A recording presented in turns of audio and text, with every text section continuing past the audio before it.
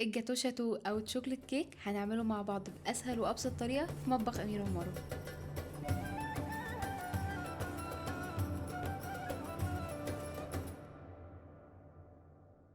المقادير بتاعتها بسيطه جدا.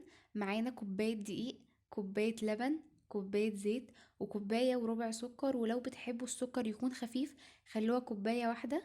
ومعانا 4 معالق كبار كاكاو خام، واتنين بيضه كبيره، ومعلقه كبيره خل عشان يخلي الكيكه عاليه وهشه، وكمان علشان يشيل اي ريحه من ريحه البيض والحاجات دي. ومعانا كيس بيكنج باودر وكيسين فانيليا، وجنبنا الخلاط هنحط فيه السكر والزيت واللبن والكاكاو والفانيليا، وهنضربهم كويس جدا في الخلاط لحد ما يبقى قوامهم كريمي والسكر يدوب. هاخد كوباية من الخليط اللي ضربناه في الخلاط وهنحطه في التلاجة علشان ده هيبقى الايسنج بتاع الكيك اللي هو هنحطه عليه في الاخر. وعلى باقي الخليط اللي في الخلاط هنحط البيضتين ومعلقة الخل، وهنضربهم كويس جدا لمدة 5 دقايق. هنا جبت بولة وحطيت فيها الخليط الجاف بتاعنا اللي هي كوباية دقيق وكيس بيكنج باودر، وقلبتهم كويس مع بعض، وهحط عليهم الخليط اللي احنا عملناه في الخلاط اصلا. وهنضرب الخليط مع الدقيق بالهاند ميكسر او بالمضرب اليدوي العادي، اي حاجة متاحة. بس اهم حاجة ان احنا نقلب في نفس الاتجاه علشان الكيكة تطلع منفوشة وما يبقاش فيها اي لخبطة. كده خلاص خليط الكيك خلص ومفيش تكتلات دقيق، والخليط بقى متجانس جدا وممتاز. انا شغلت الفرن جنبي علشان يسخن لحد ما اجهز الصينيه بتاعه الكيك اللي انا هوريها لكم دلوقتي. هجهز الصينيه دي صينيه التشيز كيك علشان هي اصغر واحده عندي نسبيا ومناسبه لكميه الخليط بتاعي. وهحط فيها ورق زبده من تحت، بس لو مش متاح ورق زبده ممكن ندهن الصينيه بنقطه زيت.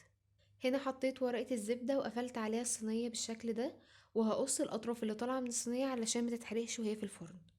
كده قصيت الورق الزايد وجهزت الصينية وحطيت فيها الخليط.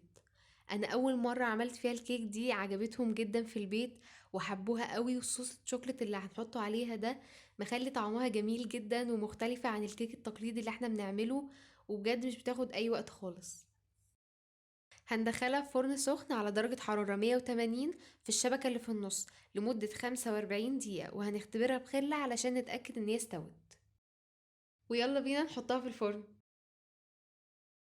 الكيكة خلاص استوت وطلعتها من الفرن عشان تبرد، وبعد ما بردت هحطها في طبق كبير للتقديم علشان احط عليها الصوص اللي احنا عملناه في الاول. المهم ان احنا منقطعهاش قبل ما تبرد عشان ما تفتفتش معانا. انزل بقى بالصوص التحفة اللي احنا عملناه. عايزة اقول لكم على حاجة، الكيكة دي من اجمل الكيكات وليها مميزات كتير، سريعة جدا في انك تعمليها ومقاديرها متاحة على طول في البيت، وطعمها خيالي. لازم لازم تجربوها وتقولوا لنا رأيكم في الكومنتس. انا قطعت الكيك مثلثات بالشكل ده قبل ما انزل عليها الصوص، عشان لو حطيت الصوص وبعد كده قطعتها التقطيع هيبقى صعب ومش هعرف اتحكم في شكل التقطيع. ومش تقيلة خالص بالنسبة للناس اللي مش بتحب الحاجات مسكرة قوي، فدي هتعجبكم جدا.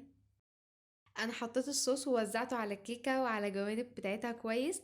اوريكم بقى الكيك طالعة ازاي، بجد وهم. مهما اتكلمت عنها مش هعرف اوصفها، واذا كان بقى طعم الكيك لوحده او طعم الصوص بتاعها كل ده بمكونات بسيطة جدا، وعملنا احلى واطعم كيك.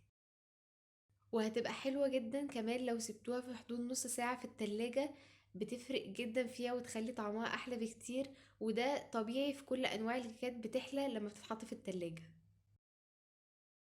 زينوها بقى بأي شكل تحبوه. انا هنا حطيت عليها ميكس مكسرات مجروش، ممكن تزينوها بجوز هند او مكسرات صحيحة، فهي اصلا مش محتاجة اي تزيين لان طعمها لوحده بجد تحفة.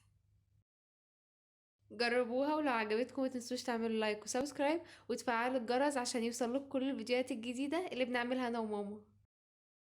وبكده نكون عملنا احلى شوكليت كيك، وبالهنا والشفا.